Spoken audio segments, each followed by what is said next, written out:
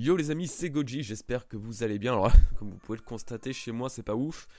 J'ai dû choper la crève ou je ne sais pas, du coup voilà, vous pouvez l'entendre, la différence dans ma voix. Je suis pas super en forme, mais je tenais quand même à vous faire cette review du chapitre 886 de One Piece. Voilà, comme vous avez pu le voir, j'essaie de reprendre un peu d'activité sur la chaîne. Et donc je me suis dit que voilà, ce format un peu facecam montage comme j'avais eu fait il y a quelques mois de ça, pour une review, ça pourrait être relativement sympa, donc on va essayer ça. Et puis voilà. Alors d'ailleurs, avant de commencer, les gens, je voulais vous dire donc un petit truc. Il y en a beaucoup qui me disent que donc ils ne sont plus abonnés à ma chaîne, qui ne voient plus ma chaîne dans leur fil d'actualité d'abonnement, etc. Enfin, en tout cas, qui ne voient plus les parutions de mes vidéos. Alors je tiens à vous dire juste d'essayer quelque chose, si jamais vous voulez donc un peu m'aider à ne pas perdre, on va dire, trop d'affluence à cause des bugs de YouTube.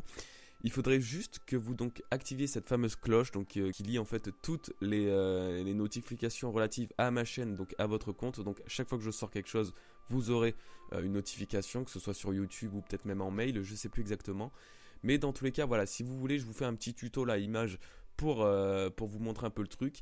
Comme ça, si jamais vous voulez être vraiment au courant de dernières sorties de mes vidéos et être le plus réactif possible et de ne pas en manquer surtout, voilà, vous avez juste à vous abonner à ma chaîne, enfin du moins à vous désabonner, à vous réabonner une fois et donc à activer cette fameuse cloche. Après normalement c'est censé être bon, je vous embête plus. Donc voilà, alors on va commencer cette review. Ce chapitre était très bon, il était vraiment super bon. De base je le lisais en me disant c'est vraiment un truc de limite, pas de transition, mais un chapitre qui va être très mou comparé à ce qu'on a eu dernièrement. Et finalement, bah non, il est vraiment vachement sympa. Donc il y a plusieurs points qui m'ont interpellé, notamment dû à Carotte. Et ça, comme vous avez pu le voir dans le titre, je pense que là on tient un truc avec Carotte. Donc on va analyser ça et ça commence dès maintenant avec la page de couverture. Alors comme vous pouvez le constater, donc la page de couverture est très en couleur et puis c'est vraiment un peu le style de Oda, là, les pages de couverture en couleur avec tous les Mugiwara réunis, etc. Donc soit les Mugiwara s'amusant, soit les Mugiwara faisant un truc, enfin bref, c'est vraiment la page typique qu'on peut voir relativement souvent dans les chapitres de One Piece. Sauf qu'en fait, il y a un truc qui m'interpelle. En fait, donc c'est vraiment tous les Mugiwara qui sont réunis, c'est vraiment dédié à eux, c'est vraiment que pour eux. Donc j'entends par là qu'il n'y aura pas de personnages autres que les Mugi. Sauf que, je ne sais pas si vous avez remarqué, mais sur un espèce de tatou, donc voilà, ils sont sur des tatous, je ne sais pas pourquoi, mais on va pas trop se poser la question. Moi, il me semble distinguer une silhouette se rapprochant énormément de la petite Carotte, la Minx. Alors du coup, est-ce que c'est vraiment mon esprit qui me joue un tour, vu que je suis plutôt fervent de la théorie, comme quoi elle va intégrer l'équipage, ou est-ce vraiment elle ? Elle est vraiment loin, mais moi il me semble vraiment distinguer ses petites oreilles de lapin, son petit sac, ses jambes, etc. Et franchement j'ai du mal à imaginer, à voir autre chose que elle. Alors du coup je me suis dit mais c'est pas possible, ça ne peut pas être elle, ça peut pas être si gros. Oda ne peut pas faire une sorte de foreshadowing si gros dans une page sur cette page de couverture. Mais franchement, moi perso, j'arrive pas à voir la forme de tatou, mais je vois exactement la silhouette de Carotte. Alors là, du coup, c'est à vous de me dire qu'est-ce que vous en pensez, qu'est-ce que vous voyez sur cette petite page de couverture là. Donc n'hésitez pas à me le dire. De toute façon, on va revenir sur le cas de Carotte tout de suite. Putain, ça fait un jeu de mots avec Kakarotte, Son Goku. Oh, c'est énorme. Alors Carotte, pour moi, elle a tout en fait, tous les avantages à faire partie des Mugiwara. Déjà, c'est une femme. Une nouvelle femme dans l'équipage ferait le plus grand bien. Ça, il n'y a rien à dire là-dessus. La dernière en date est Robin et ça remonte quand même à déjà un certain temps. Ça remonte, si vous imaginez, à Alabasta, qu'il n'y a pas eu de nouvelle femme dans l'équipage. Donc ça serait juste dingue de ce côté-là. Ça serait vraiment une très bonne chose. De plus, il s'agit d'une nouvelle espèce. Alors le fait qu'il s'agisse d'une nouvelle espèce, c'est aussi très bon parce que dans tous les cas, Luffy et ses amis ne font aucune discrimination. Donc j'entends par là qu'il n'y a aucun racisme dans One Piece pouvant émaner d'eux. Donc c'est un peu normal, mais voilà. Ils ont déjà un animal, ils ont déjà un squelette, ils ont déjà un homme poisson. Le fait qu'ils aient une Minx, alors franchement, personnellement, je ne vois pas où peut être le mal. Ça ne peut être vraiment que bénéfique. Et en plus de ça, elle est surpuissante. Alors quand je dis surpuissante, c'est vraiment donc déjà qu'elle a toutes les caractéristiques combatives, on va dire, des Minx. Donc que ce soit une agilité incroyable, comme on a pu le voir quand elle a esquivé le coup de Zoro, que ce soit une force incroyable aussi. Donc durant ses passes d'armes, on a bien pu voir qu'elle était vraiment d'une force incroyable. D'ailleurs, même Pedro a dit qu'elle était sans doute plus forte que tous les Mugiwara. Alors ça, on va y revenir un petit peu plus tard, mais voilà, c'est pour dire que ça reste déjà, généralement, il n'y a pas de paroles comme ça en l'air dans One Piece. Ça veut forcément toujours dire un truc. Et pour finir, donc un peu en rapport avec l'agilité, elle a cette capacité de sauter particulièrement haut. Et là, cette capacité à sauter si haut, pour moi, ben, ça aura encore un rapport avec donc tout ce qui est relatif au Sony. Et ce que donc les Mugiwara pourraient rechercher, parce que elle pourrait vachement bien faire office de vigile. Alors les vigiles, c'est ceux, donc dans les bateaux pirates ou quoi, qui sont perchés vraiment au plus haut mat, et donc qui scrutent l'horizon pour voilà, détecter tout ce qui est navire, tout ce qui est tempête, tout ce qui est voilà, vraiment les dangers de la mer. Et elle pourrait exactement avoir ce rôle. De plus, elle est bien dans l'esprit de l'équipage, elle est un peu gamine, elle peut avoir une bonne synergie avec Chopper aussi, et puis non, franchement, je pense qu'il n'y a vraiment pas de gros désavantages. Bon alors si, quand même, il y a quelques désavantages, enfin, c'est pas vraiment des désavantages, mais c'est des choses qui pourraient nous faire dire qu'en fait, elle ne puisse pas rentrer dans l'équipage. C'est simplement le fait qu'elle n'ait pas eu, du moins de ce qu'on a vu maintenant, de passé tragique. Donc tous les Mugiwara ont eu donc un passé vraiment tragique avec une perte d'un frère, d'un membre de la famille, bref, de l'équipage. Ça, c'est un peu la marque de fabrique des Mugiwara. Et c'est vrai qu'elle, pour l'instant, on n'a pas vu de problème de ce côté-là. Cependant, donc ça reste encore à voir, on n'a pas vu peut-être tous ces flashbacks, parce qu'elle a quand même aussi un rêve, et ça c'est super important pour les Mugiwara, c'est le critère aussi de sélection, c'est de partir à l'aventure, de découvrir le monde. Elle n'avait jamais quitté Zou avant Whole Cake. Et là, c'est vrai que pour elle, c'est vraiment son rêve. C'est ce qu'elle veut faire, c'est découvrir le monde. Un peu à la façon de Nami qui veut cartographier toutes les mers, ou même Usopp qui veut devenir grand guerrier des mers. Elle veut juste découvrir, voyager. Bref, voilà, sa puissance est nécessaire, je pense, dans l'équipage, mais on va pas trop s'attarder sur elle, parce que de toute façon, je vais y revenir un moment. Le truc de la pleine lune et tout, ça, j'ai vraiment envie de vous en parler. Et ça va être, je pense, relativement sympa. Alors ça y est, du coup, le gâteau est fini. Sanji et Ko donc partent à la recherche du Big Mom, partent lui apporter ce fameux gâteau. Et là, je me dis que plus ça avance, plus Sanji, il a un plan. C'est obligé, son gâteau, il cache un truc. Je pense notamment donc à la cuisine donc qu'il a pu développer durant ses 2 ans d'entraînement chez l'île des que d'étraves. Je me rappelle plus de la version originale, mais on va l'appeler donc en version française de l'île voilà, où il a été entraîné par Ivankov et toute sa clique. Et là, donc, du coup, vu que c'est relatif à la cuisine, je me dis qu'il va sûrement faire un truc, je sais pas, genre, Sanji l'a clairement dit que son gâteau allait la foutre KO, limite. Et c'est ce que je commence aussi à me dire, enfin, son gâteau va être si bon, sa conception va être si magnifique, que Big Mom ne pourra être que KO. Et ça, je l'avais dit sur Twitter aussi l'autre fois, que Sanji sera le premier Mugiwara à mettre KO un empereur. Et on va tous voir flou à ce moment-là. Bon, après, le truc, c'est qu'il y a un problème, c'est que Oven, donc l'un des frères de la famille, l'un des fils de la famille de Big Mom, ne va pas laisser passer ça parce qu'il y a eu le coup avec Chiffon qui avait trahi sa famille, etc. Et du coup, Oven, lui, il veut absolument mettre un stop à Chiffon et l'empêcher de continuer cette aventure. Et c'est là qu'on a eu un truc super intéressant, c'est Sanji qui passe à l'action.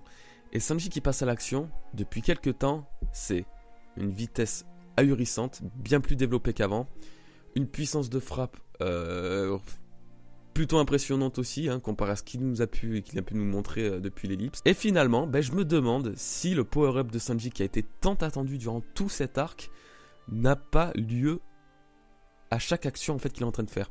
Je veux dire, depuis Whole Cake Island, à chaque fois qu'on voit le Sanji se battre, c'est toujours bien plus fort qu'avant. C'est toujours d'une façon différente. C'est toujours avec de nouvelles techniques, ou du moins des choses toujours différentes. Et je me dis que finalement son power-up qu'on attend genre comme un gros truc qui arrive d'un coup, style Gear Force de Luffy, on s'y attendait pas et là du coup ça a été le gros power-up. Et moi je pense que Sanji il se dévoile au fur et à mesure. Donc son power-up, on peut pas dire qu'il a pas eu, parce que justement on est en train de voir qu'il a gagné en rapidité, gagné en puissance. C'est pareil, je pense à son double Diable Jump qu'il avait fait donc sur la table des Germa 66. Enfin voilà, tous ces trucs, je trouve que Sanji finalement il est pas si dégueu en termes de combat comparé à ce que beaucoup pensaient et ce que beaucoup disaient. Et non mais là c'était vraiment impressionnant. Contre Oven on avait vraiment l'impression qu'il distordait le temps. Des gens n'avaient pas le temps de le voir. Et c'était donc similaire au Soru du CP9, mais même d'une façon encore plus avancée. Il n'y a apparemment que Pudding qui a réussi à le voir, parce que du coup elle était en mode Sanji Senpai. Elle était vraiment comme une folle et elle avait l'air d'avoir pu en tout cas voir la scène, Mais tout ce qui est Oven ou tout ce qui est garde de Whole Cake, eux, pour eux, le temps était distordu. Littéralement, il y avait eu ils ont rien eu le temps d'anticiper. Sanji a beau eu frapper donc le Oven, ce n'est pas lui qui va le mettre KO parce que donc là on a eu le retour de Gangbadge et c'est vraiment ouf parce que justement j'en avais parlé dans ma vidéo de Luffy face à Katakuri, comme quoi bah voilà, ce genre de personnage comme lui ou même les hommes poissons qui ne sont d'ailleurs toujours pas partis pourraient donc revenir et interrompre le combat Luffy contre Katakuri pour le sauver. Ça on va en revenir plus tard. Mais donc voilà, Badge est là. Et c'est vachement cool parce que du coup, on voit une toute autre facette des pseudo-méchants de One Piece. J'entends par là que lui, il a un truc familial aussi, tout comme les enfants de Big Mom ont entre eux, donc ils sont ultra soudés. Et là, on voit Badge, bah, du coup, pour lui, la famille, c'est important, c'est un peu le sang italien, vous voyez, sang mafieux. Et donc voilà, il s'apprête à encore déclencher une guerre ouverte face à un des fils de Big Mom. Et je pense que là, Oda a bien géré le développement de ce personnage parce qu'au début, il était juste insupportable quand on a pu le voir sur Chabody. C'était vraiment le type, voilà, on pouvait pas le saquer, on savait que ça allait être un gros blaireau.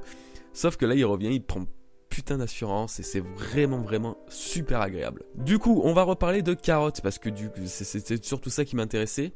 Carrot a demandé à Chopper, lorsqu'ils étaient sur le bateau, si la pleine lune était ce soir, si c'était bientôt la pleine lune. Et là, on revient à une théorie que j'avais fait il y a de ça quasiment 2 ans. En fait, à un moment, les Minks disaient que donc leur pouvoir avait ils avaient eu de la chance. Je sais plus exactement le contexte, mais je crois que c'était genre Wanda qui disait vous avez eu de la chance, ce n'est pas la pleine lune. Quand ils s'étaient combattus un peu contre les Minks, elle avait dit ça à Luffy, donc vous avez la chance, ce n'est pas la pleine lune. Et là, du coup, je pense que pour tout le monde ça a été pareil, mais moi ça a fait tilt et je me suis dit les Minks ont un rapport donc avec une sorte d'éveil, bon pas un éveil de fruit du démon, mais un éveil de puissance quand il y a la pleine lune. Et là encore ça le confirme. J'avais fait cette théorie en disant ouais j'avais tout bien expliqué et là je vois que cette petite théorie se confirme de plus en plus. Et donc là on va voir un peu le réel potentiel de Carrot. Carrot, je vous rappelle que donc, Pedro avait quand même dit qu'elle était plus puissante que les Mugiwara. Je sais que je force un peu avec ça, mais si ça a été dit, c'est pas pour rien. Et là, je pense qu'on va réellement voir, sa puissance en action. On va vraiment voir sa puissance maximale en action. Et là, on pourra juger si elle est vraiment apte de rejoindre l'équipage, si elle est vraiment aussi forte que ce que Pedro disait, ou voilà tout ça. Mais en tout cas, je vous dis, gardez l'idée en tête que Carrot, elle va faire des trucs de ouf. Et je pense qu'elle ne sera pas rejetée de l'équipage comme vous voulez tous le voir, bande de mauvais. Bref, bon maintenant on va terminer en parlant un peu de Luffy et Katakuri. Alors en gros il s'est rien passé de spécial, ça s'est passé sur même 2 pages, 3 pages. Mais voilà, on a eu le retour de Silver Riley qui nous a expliqué, donc dans un flashback, comment fonctionnait le haki. Et donc sans grande surprise, je sais pas pourquoi vous avez tous trouvé ça incroyable, mais sans grande surprise, l'haki devient plus fort et s'éveille aussi, j'utilise beaucoup ce mot mais je pense que c'est le terme adapté, s'éveille de plus en plus lorsque il est utilisé et lorsqu'il est confronté à des personnes encore plus puissantes, à un haki plus puissant. Et ça, c'est le truc typique du shonen les gars. Dragon Ball, prenez Son Goku, chaque fois qu'il combattait quelqu'un, chaque fois qu'il frôlait la mort, il devenait plus puissant. Bon, le truc de frôler la mort c'était dans ses gènes, mais il devenait, c'est comme ça, chaque combat aide donc à gagner en puissance pour un personnage. Et ça, je l'avais justement dit il y a quelques temps, qu'il fallait pas voir les power-ups de Luffy absolument obligatoirement dans un flash, dans une ellipse ou une séance d'entraînement de ouf ou quoi. Luffy évolue tout seul.